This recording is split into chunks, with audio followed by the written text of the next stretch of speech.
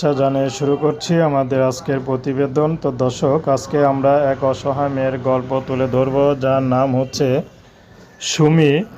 সুমির বিয়ে শাদী হয়নি। তো সুমির বাবা নেই, ছোট মা আছে, ছোট একটা ভাই আছে।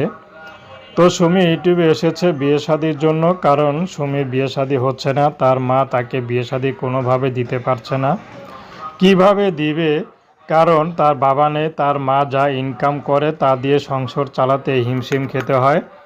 তার মধ্যে সুমির একটা ভাই আছে, ভাইকে মাদ্রাসার পর খরচ দিতে হয়। তো সুমির মা যে বেতনে কাজ করে ঠিকমতো সংসার ভাড়া দিতে পারে না। তো এই জন্য সুমি এখন ইউটিউবে এসেছে, চায় শুধু একটা দায়িত্বশীল মানুষ, সে বিবাহিত হোক আর বয়স্ক হোক, তাতে কোনো সমস্যা নেই। যে সুমিকে ভালোবেসে আপন করে নিতে পারবে, সুমি বিয়ে শাদী করবে। তার ব্যক্তিগত কোনো পছন্দ নেই। সুমিকে যে আপন করতে ভালোবাসতে পারবে, তার যদি ঘরে স্ত্রী বউ থাকে, তাহলেও সুমি বিয়ে শাদী করতে রাজি আছে।